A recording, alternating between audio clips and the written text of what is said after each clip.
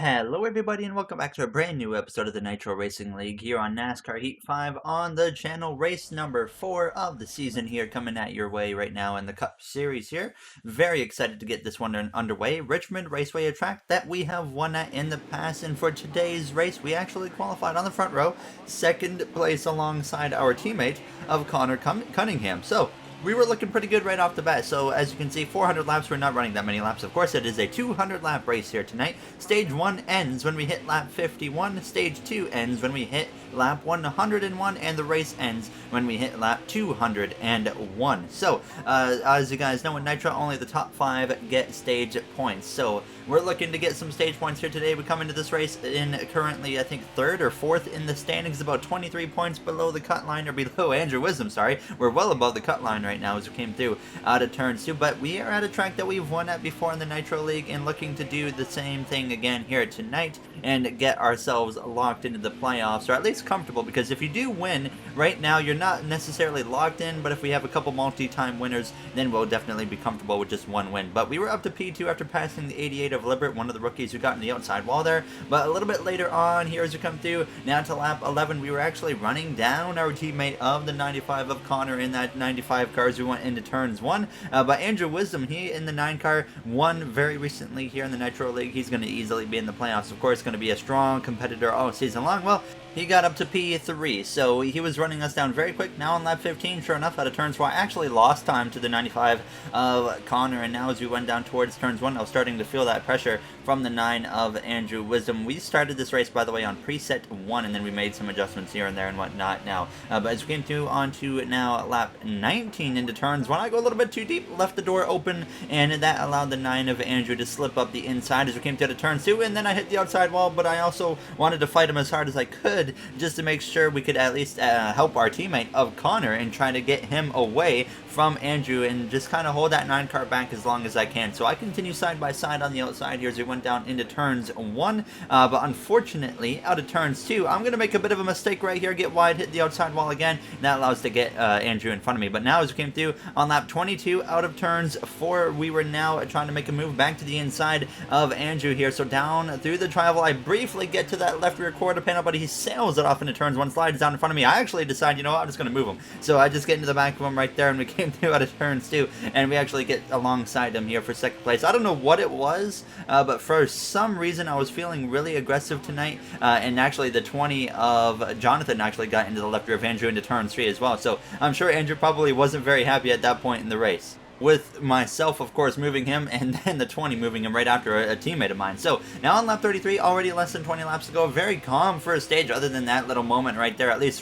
where we were on the track. So we were trying to run down Connor and whatnot, and now as we came through on lap 37, only like 14 laps to go in stage 1, Connor makes a mistake out of turns 4, hits the outside wall after passing the 22 of Durham, who he had now just put a lap down. Durham actually came into the pit lane for some reason. I'm not sure what was going on, but he was like 2 laps down at this point after that pit stop. So now on lap 40, approaching 10 laps to go on the stage, and all of a sudden we're getting closer and closer to the 95 of Connor. I mentioned I was feeling aggressive tonight. I showed it on the last lap in Auto Club where I just kind of punted a car, and then I moved Andrew there, and I don't know what it was going on here, but I was like, you know what, I really want to win the stage because I don't know if we're going to get a win this season. So every single point, we need to maximize on those points and try to get a regular season championship. That way, if we don't win a race in the regular season, we win the regular season championship, we're automatically locked into the playoffs. So now, approaching the final couple laps now of this first stage, like I just said, trying to maximize on points. We have gotten to the back of the 95. At this point, we had 0 pressure from behind. Not a single car in sight behind us. They're all battling for 3rd, 4th, 5th on back. And now with a lap and a half to go in stage 1, I know that I'm probably not going to be able to get a chance to pass on the inside of the 95 cleanly unless he makes a mistake. And right there through turns 3 and 4, no mistake made from Connor. So he leads the way at the start of the final lap here of stage 1 as we go down towards turns 1. This corner right here is the deciding factor. You see Connor makes no mistakes, but I get a decent run. We actually close up the gap, so I said, you know what? My only opportunity to win the stage is to move the 95. So into turn 3, I get to the back of him. I do not hesitate whatsoever. I put the bumper to the 95 of Connor out of turns 4. It's going to be a drag race coming to the line, but we get him by about half a car length, and we win stage 1 with the bump and run here in Richmond. A great move. Both of us, or he was a good sport about it. I told him, I said, you know what? I'm going to repay the favor if I get the opportunity for you. But now we had some controversy at the start of stage 2. I jumped the start barely right there. You see, the reason for this, I hit the throttle right here, which you can see it was before the restart zone, and the reasoning for just kind of that mistake right there is I'm looking at the outside wall for the restart zone, not the inside, and I saw the blue restart zone, so I went, looked like it was already covering the wall on my screen, so I decided to go right then and there. Surprisingly, it did get mentioned, by the way, that I had potentially jumped the start, and we were looking at it, and viewers actually mentioned, you know, it looked like Gary jumped the start. Surprisingly, I did not get called for it, and I was surprised I didn't maybe get my stage 2 points taken away after the race or something like that, but there was, I guess, a lot of controversy going on after the race with some arguments and stuff, but then the 95 actually takes the opportunity of me hitting the outside wall there, and I drift back down into second place. So we have to settle in for that runner-up position, and then I hit the outside wall again, making it even worse on myself there.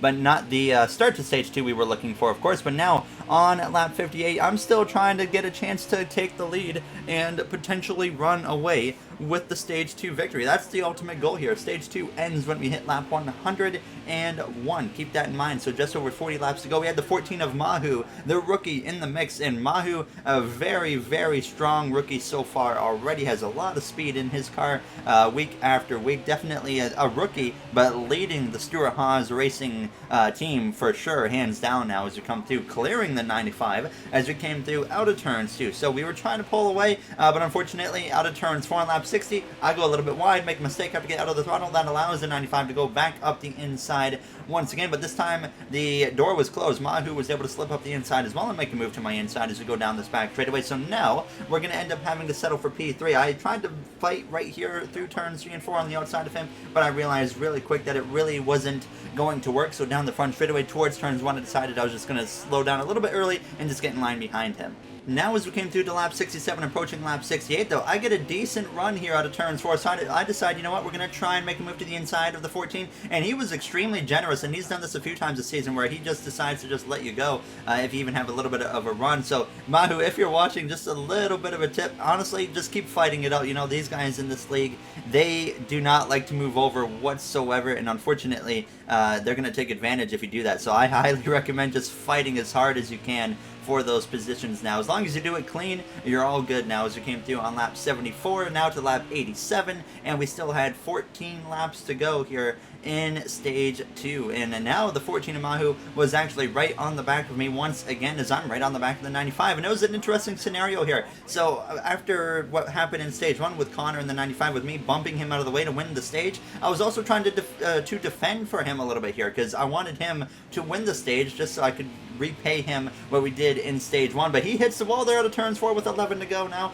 in the stage, so I attack to the inside, and well, now we actually pass him into turns 1, so we take the lead back over. I was still thinking about the whole stage 1 situation and how I could repay Connor the favor here, so if the opportunity opened up, I was planning to just let him have the position here at some point. So now out of turns 4, continuing to lead the way though, and I was trying to pull away. I said, you know, if I can just pull away and win the stage, then that's even better. So out of turns 4 though on lap 97, I get really slow right there, making a mistake. That allows Connor to get to the back of me, and I saw there was a gap between myself, Connor, and Mahu in the 14. So right here, Connor looks to the inside. I said, you know what, just go have it, take it, I'll slide in behind you, and sure enough, that's exactly what happens. We make it work really well. We fade back into P2 as we go down into turn 3, and now for the rest of the stage here, for 2 laps, I decided we're just going to try and play defense here for the 95 of Connor now, so I just kind of cover off that bottom, make sure we put the 14 in a position to where he either has to move me or go to the top. So now starting the final lap of stage 2 down towards turns 1, Connor leading the way into turns 1 and 2, and now you can see there's enough of a gap there to where he will be perfectly fine on this final lap here as we go down towards turns 3 and 4 for the final time here in stage 2. So the stage 1 victory, a bit of controversy on the stage 2 start, but we come through to get second place here in the second stage. I still wasn't sure if these points were going to count or not, but I guess at the end they eventually, from what I was looking at, did count. So we did get 4 points now. So we would come to the pit lane, go to the choose cone. We took 4 tires, 2 cans of fuel, choose the inside for the choose cone. So now the 95 was in control for the restart, and with us all being in the same party in Toyota, it really worked in our favor with 3 Toyotas up here in the top 3.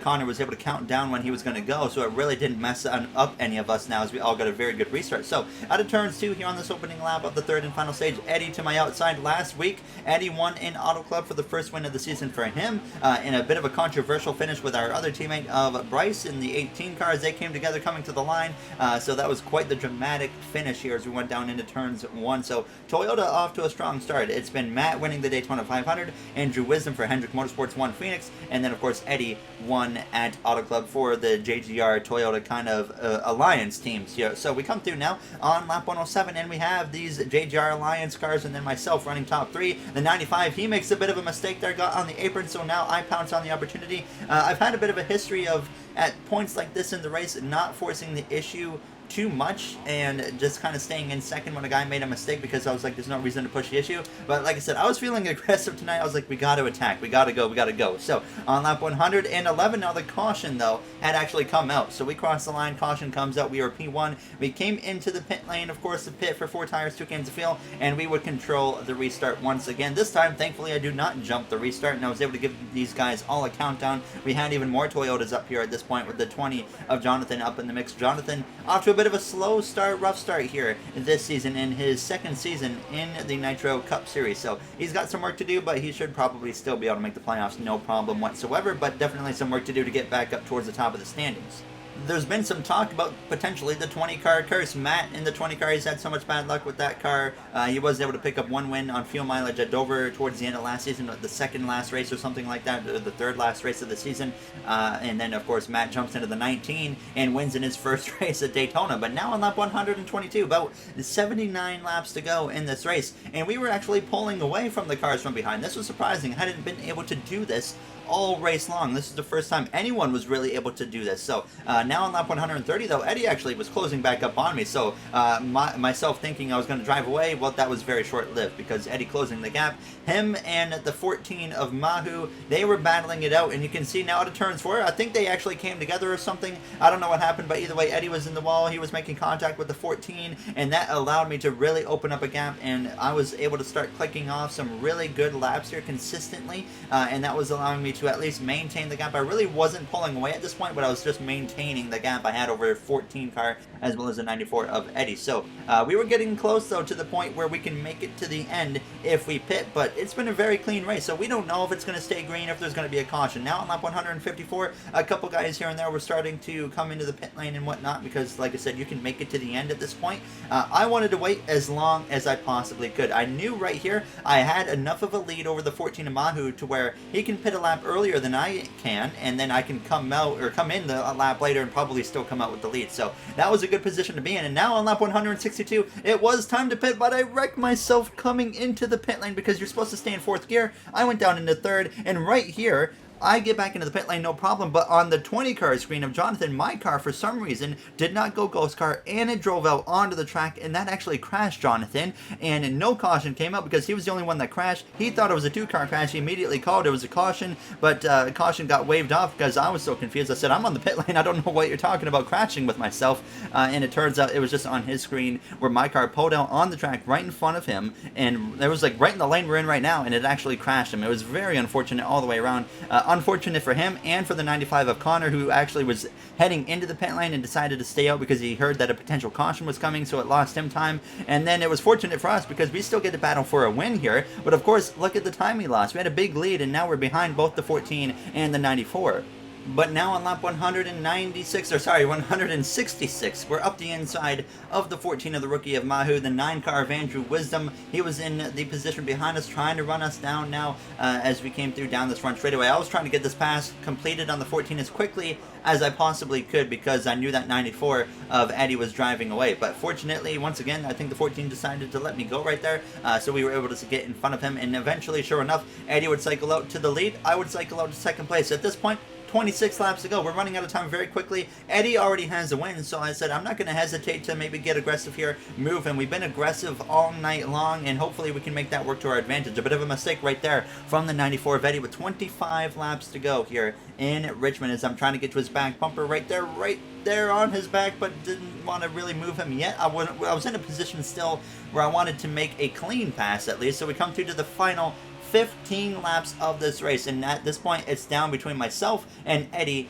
for the victory there. You see him make a bit of a mistake. He clips the apron. That opens the door a little bit here as I get close down the back straightaway within half a car length or so as we go down into turn 3. We know that as soon as we get that opportunity, we got to make the move, nearly pushing him out of the way right there as we came through out of turns 4. Now, just still not enough of a drive off, but now on lap 187, the door gets opened out of turns 4. I get to the inside. Eddie is going to get clear if I hold this line right here, so I cut down towards that yellow line to get that shortest distance possible, and sure enough, into turns 1 with 13 laps to go here in Richmond. Out of turns 2, we're side by side with Eddie here. A winner on the right so far this season. We haven't won. We want to get that win, get ourselves very comfortable in the playoff grid. So out of turns 4, we continue side by side for the lead with Eddie. Up ahead, you can see lap traffic. We know that could potentially be a factor considering, or depending on how considerate they are. And we sure enough, though, clear the 94 of Eddie and take over the lead within the final 11 or so laps of this race. So now I'm just trying to get in the groove and drive away, but into turn 3, Eddie actually, he gets a bit aggressive, gets into the back of me right there after I clipped the apron, but fortunately, he actually slowed up a little bit, and I was able to hold on to the lead, and I was starting to pull away now within the final 8 laps, coming to 7 to go, and I see up ahead 2 lap cars going at it, the 73